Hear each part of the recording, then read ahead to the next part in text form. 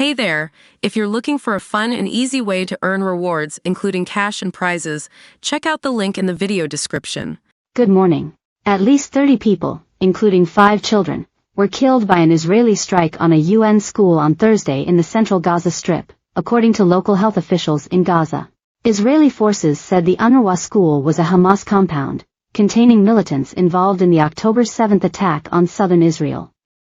Hamas accused Israel of false fabricated stories to justify the brutal crime it conducted against dozens of displaced people. The attack comes as Israel announces a new military campaign in central Gaza, as it battles a group of fighters relying on hit-and-run insurgency tactics. The charity Médecins Sans Frontières, MSF, said that since Tuesday at least 70 dead and more than 300 wounded, mostly women and children, had been brought to Al-Aqsa Hospital after heavy Israeli strikes in central Gaza. Meanwhile, months of extreme hunger have killed many Palestinians in Gaza and caused permanent damage to children through malnutrition, 2 food security reports have found. The US-based Famine Early Warning System network, FuseNet, said it was possible, if not likely, that famine began in northern Gaza in April. Here's the latest with the impending famine in Gaza. 2 UN organizations said more than 1 million people were expected to face death and starvation by mid-July.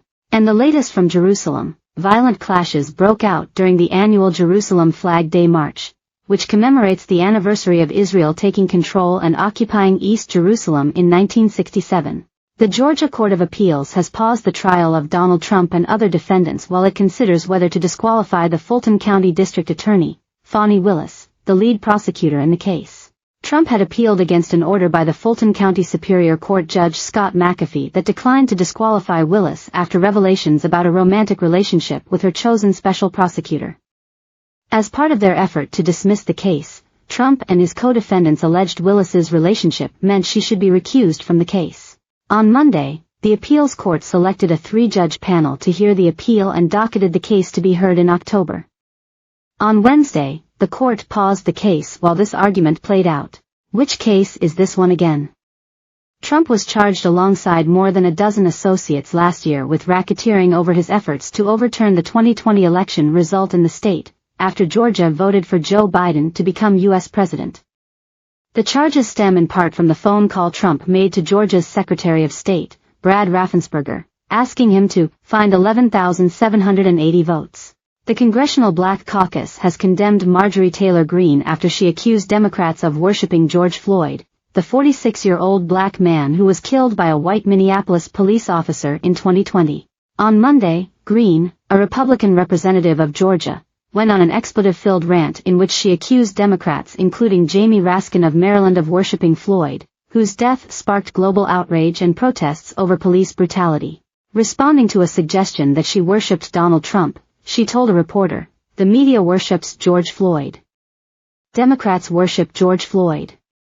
There were riots, burning down the fucking country over George Floyd, and Raskin is in there, saying we worship him, Trump." What did the Congressional Black Caucus say? "This is unhinged, even for at Rep MTG, they wrote in an X post. Boeing Starliner capsule finally made its long-delayed first crewed flight from Cape Canaveral on Wednesday. 2 NASA astronauts are going to the International Space Station. A cyber attack forced several NHS hospitals in London to resurrect long-discarded paper record systems because IT networks were disrupted. The attack is thought to have been carried out by a Russian group. The UN condemned the public flogging of at least 63 people by the Taliban in Afghanistan. The corporal punishment at a sports stadium included 14 women. Shares of Nvidia climbed 5.16% to record highs on Wednesday, with the AI chipmaker's stock market valuation hitting $3.01 trillion and overtaking Apple to become the world's second most valuable company. A total of 156,115 men landed in Normandy in the early hours of June 6, 1944, launching an invasion against Nazi Germany that culminated, in 1945, with the fall of Adolf Hitler's genocidal regime. But in 2024,